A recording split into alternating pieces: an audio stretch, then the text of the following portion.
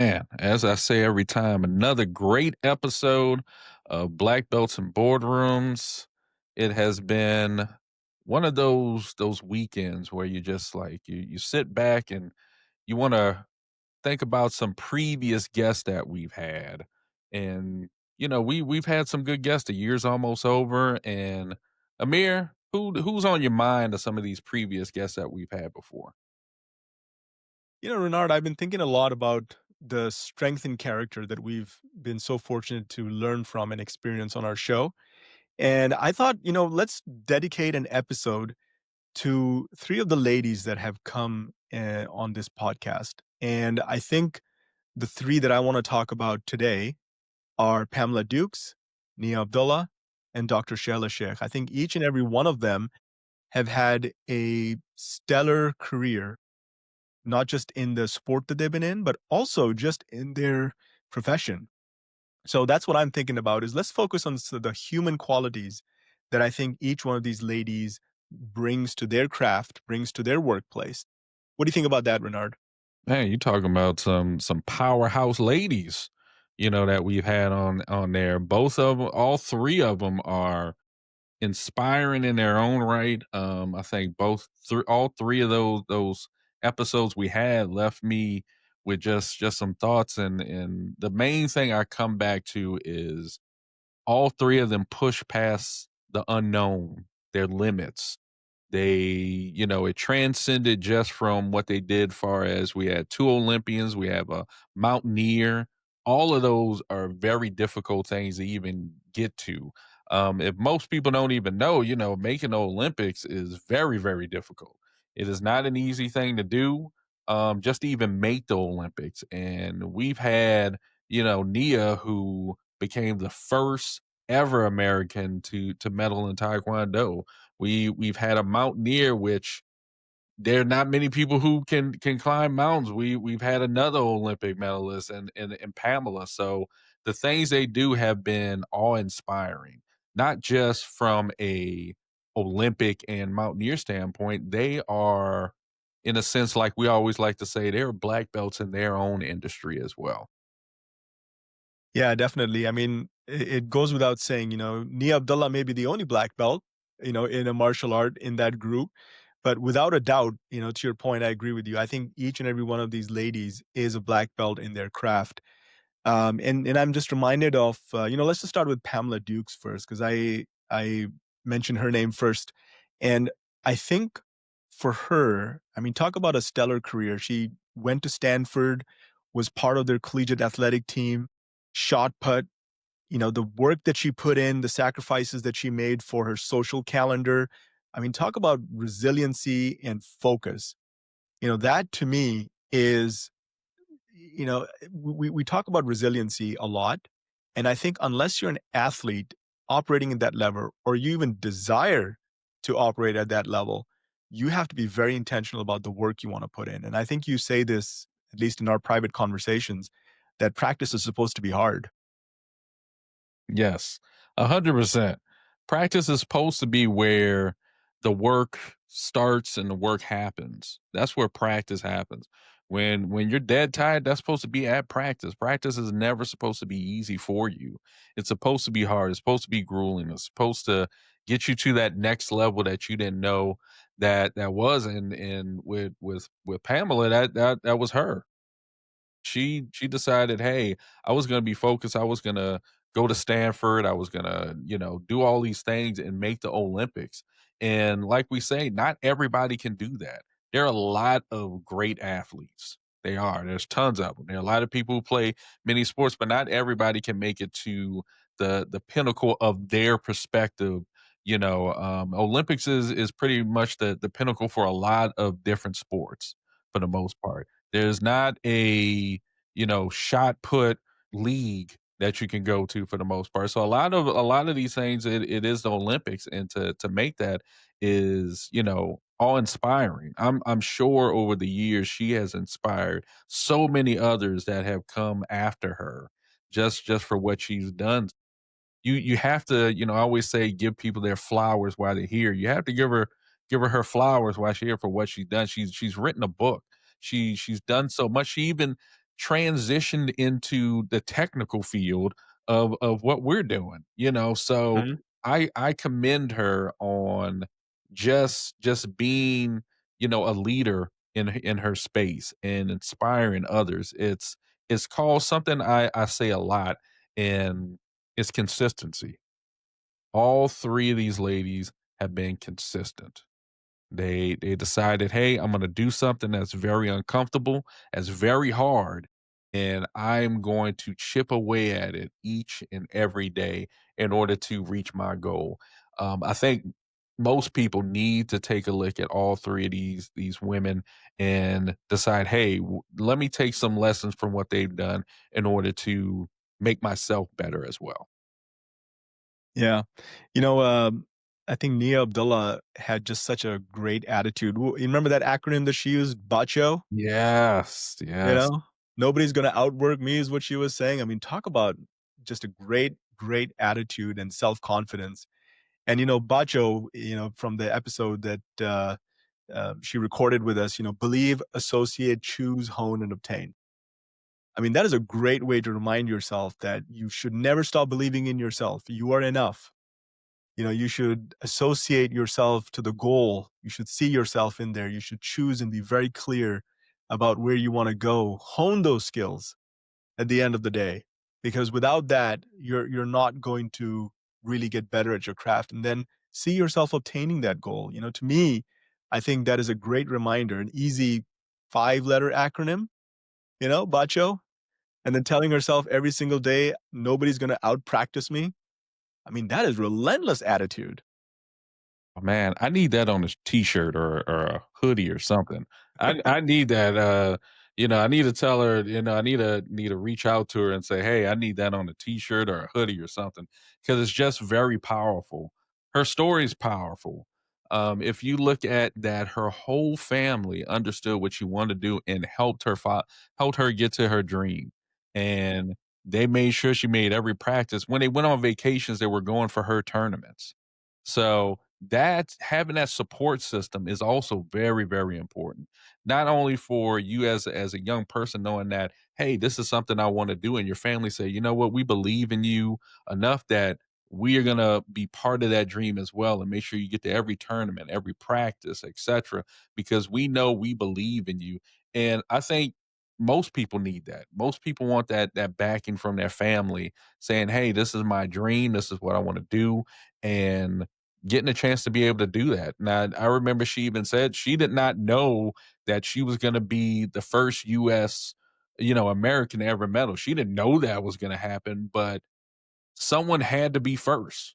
And it was her. And what she did, even though, you know, like I say, she didn't get first place. She medaled, but what she did just sparked a whole nother generation after her to wanna do taekwondo, and that's the most important thing out of that. She opened the door for so many others who now have medaled in taekwondo. She's coached other Olympians, etcetera, so her story is powerful because I look at it, someone had to be first, and I take it as a person who trained taekwondo very, very young, of course, never even got to the point of where you are, Amir, and where she is, but very inspiring. I could see why other people wanted to get into taekwondo after seeing what she did. Yeah. And we had such a contrasting view because Pamela Dukes, she talked about mental health as well. And so did Nia Abdullah. And I think this is an important consideration where these elite athletes, where if you look at the generation Pamela Dukes was in versus the generation that Nia Abdullah was in, I think just the accessibility to the people and the conversations were richer maybe in Nia's generation. I know it's richer now, but I think what we learn from their conversations with us is how important is it that you have that not just family support, which both of these ladies had, but also the support for your mental health because you're putting yourself through such grueling difficulty. And then when you don't necessarily achieve the result you work so hard for, how do you recover from that? And then beyond that, when you transition away from that field that you spent so many years becoming an expert in, how do you then make that transition? And I think there's a lesson for all of us in those stories. You know, how do you build that muscle where you think about it in terms of stages, from one stage to another? And I think both of these ladies with their Olympic backgrounds, I think, give us that lesson. Yeah. I'm gonna go like you said, a key word there, and that's mental health. As we all know, even if you're not a person who is into some type of sports, mental health is very important. I've learned that throughout the years how important my mental health is, just to make sure that I'm making sure I'm taking care of myself and understanding transition. Like you said, both of them had to go through a transition. Eventually, they had to say, "Hey, it's time for me to take a step back. I can't keep doing this forever." And there are many people who, not just in the Olympics or any other sport, that feeling of knowing that, hey, my time is done is very difficult. So mental health is so important if you're a person who is in sports or just in no, in a normal thing. I think mental health is so important. I try to make sure that myself, I take care of my mental health, to make sure I keep the Hulk in. For me, jujitsu is part of my mental health. It's part of that. So I think these women understood at some point it was time they were gonna have to take a step back and then decided, hey, I'm gonna create a whole new path for myself. The Olympics, what I did far as martial arts with one, shot put with another. It's time for me to see what else is going on in my life and move forward there. So I love that they were able to figure that out and take a step back and now have forged completely new career paths outside of what they did previously. Yeah, and both of these ladies have books published right now. So, and both of them are really good books. You know, in ways autobiographies, but at the same time, there's some rich lessons in there that we can all take away. And then to think about our third guest, Dr. Shehla Sheikh, she a nephrologist, a doctor, somebody who, has nothing to do with sports in that capacity, but then to take on a challenge from a patient to say, hey, it's easy for you to say it, to then say, you know what, you're right. Easy for me to say it. I'm going to go take this challenge up. And what does she do? She puts in the work. She grinds to make sure that she masters her craft that she wants to go and learn of mountaineering, and then goes and summits the highest peak in Africa, Kilimanjaro, and then goes ahead and summits the third highest peak, Kanchenjunga. So to me, that's another example of a really strong character and a personality that is determined and focused. She had to sacrifice, her personal social life as well to some degree, plus raise four kids and be somebody who takes care of her family. And I think that's an incredible lesson. We all complain about, boy, we're so busy. Boy, we have a lot going on. I don't have time for this and that. And it's so easy to complain, but then what do you have to show at the end of that busyness is really, the follow-up question to that. And I think these three ladies have shown us that you can still be busy and have something to show for it. And if you do have something to show for it, that's even better. The mountaineering skill is not something that she could have picked up on a weekend. She had to put in the work to learn how to build the stamina and resilience in herself. And that was hard work, without a doubt. And then when you are actually on the summit, the skill that you need, the patience, the mental health that you have to carry with you, I mean, that's incredible. I'm gonna say I'm putting these three women on Mount Rushmore, especially our doctor. That episode was I had to take a step back just understanding, like you said, her family, what she does professionally, and then decided, you know what, I'm gonna go climb some mountains. Just I'm gonna take what a patient told me and I'm gonna go do that is gotta be one of the most inspiring things I've ever seen. I remember I told her on that episode, I said, I feel like if you wanted to do jujitsu, you would be a black belt. I had to just the resilience of what she did, preparing to climb mountains, and then having her daughter do the same thing, climbing with her. I had to tell. I was like, I know you would be a black belt instantly in any martial arts if she really chose to do that because her determination is got to be one of the highest level of determinations I've ever seen, and to continue to do that and then say, okay, I climbed this mountain. What's next? Mm. What's next after I do this? She is definitely got to be one of the people when you say when you ask somebody, oh, and they say I'm busy, be like, no, you're not busy enough. If she can be a doctor, raise her kids, be with her family, and say, "I'm gonna climb mountains." No, you're not busy. You're not busy as much as she is. So, kudos to her. Again, like I said, I think I even told her, I said, if she ever decided to do jujitsu and she gets the blue belt, I am flying wherever she is to go train with her because I know instantly she is gonna become a black belt. Yeah. Yeah, absolutely. And I think the lesson for me, or one of the lessons for me, is that, we like to speak to everyday leaders. I think that's just something that we have established with our podcast. You don't have to be a celebrity in order to have the kind of role model, or be the kind of role model that other people can learn from. I think you can be an everyday leader, and these ladies, three of them, have demonstrated that you can be an everyday leader. You can impact people's lives positively, and you can be an expert in your craft, whatever that may be, whether it's technology, whether it's continue to build future athletes, or be a doctor. Yeah. Great leaders come in many different forms. You don't have to have this certain background in order to become this transformational great leader.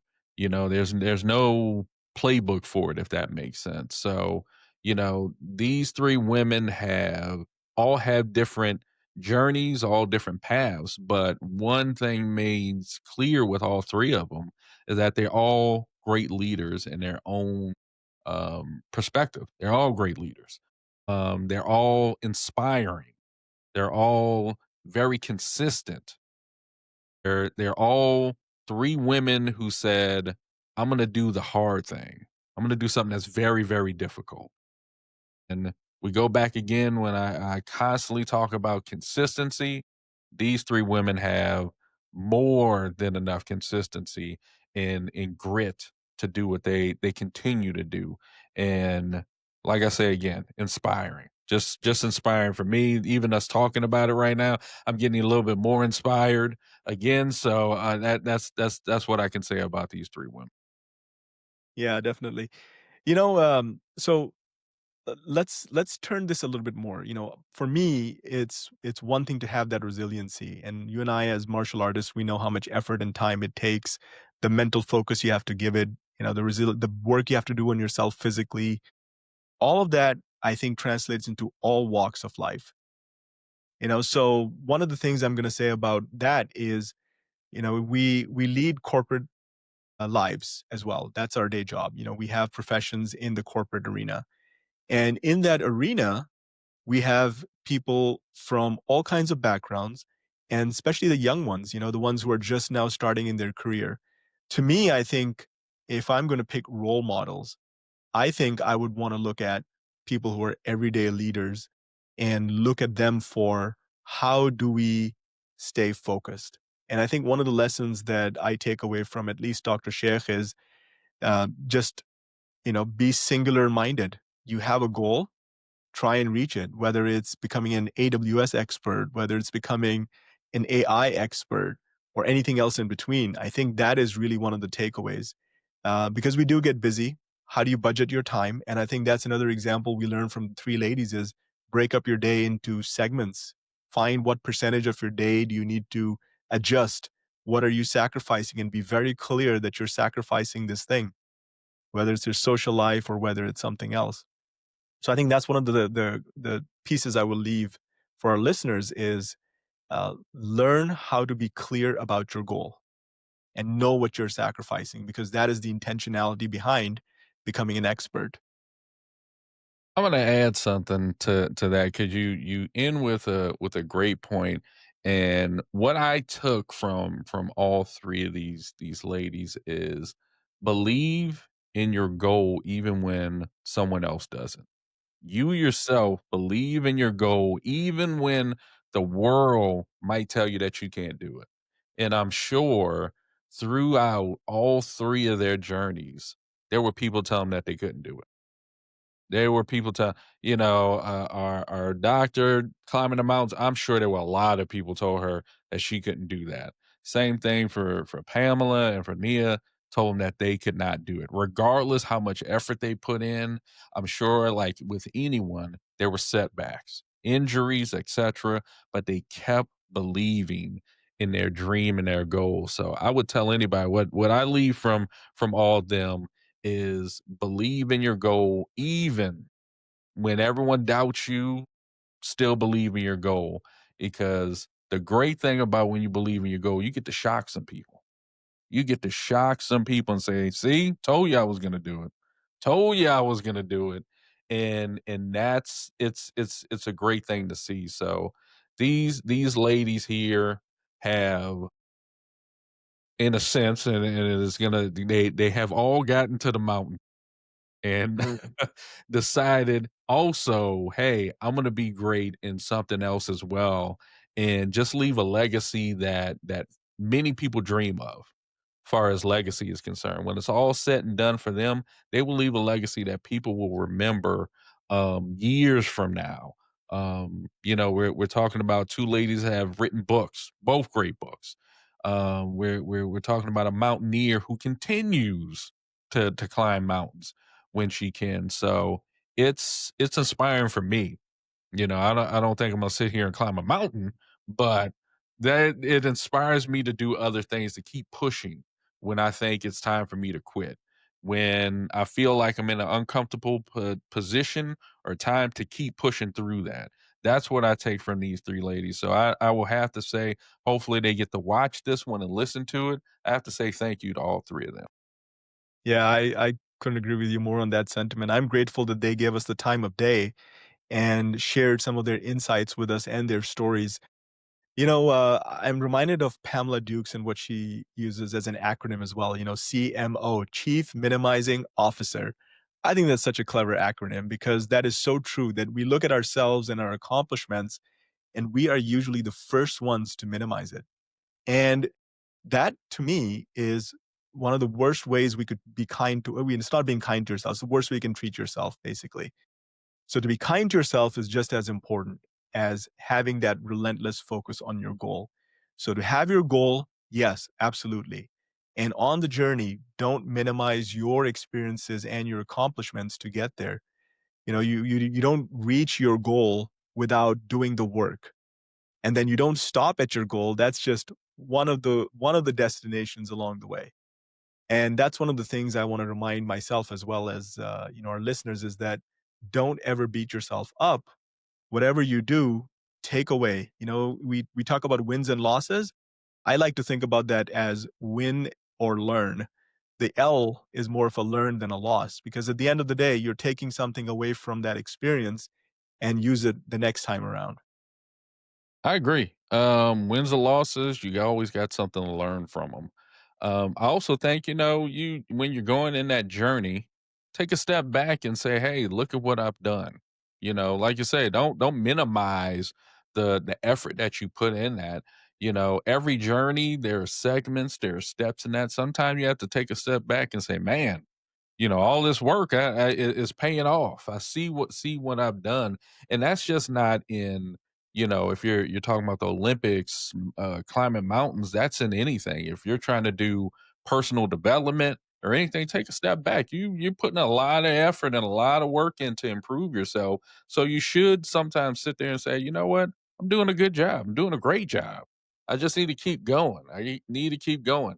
One of the main things that people always say, if it was easy, everyone would do it. If it was easy, everyone would do it, and that is very true. So sometimes doing the hard thing is the best thing in order for you to reach the goal that you're trying to reach. And like we said earlier, these three giants, these three women have done that more than once.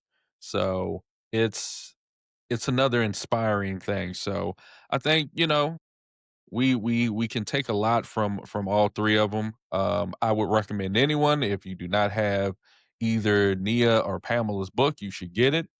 They are both great reads.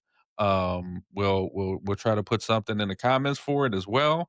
But definitely, to these women again, thank you for taking the time to be on our podcast, to have the listeners hear your stories.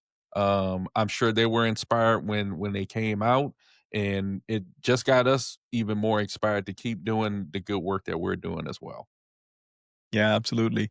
And by the way, just to add one more plug to the books of Pamela Dukes and Nia Abdullah, I think they're very easy reads, and they've got some nuggets in there that anybody can learn from. And it's accessible. That content is very accessible. You could give it to your young teen readers to inspire them. If you're looking for a role model, somebody who is very focused on their craft, very focused on obtaining what they set out to do. I think any one of these three ladies would be wonderful role models in that capacity. And you've got two Olympians in that mix. I mean, again, very visible figures, but somebody who all of us can relate to.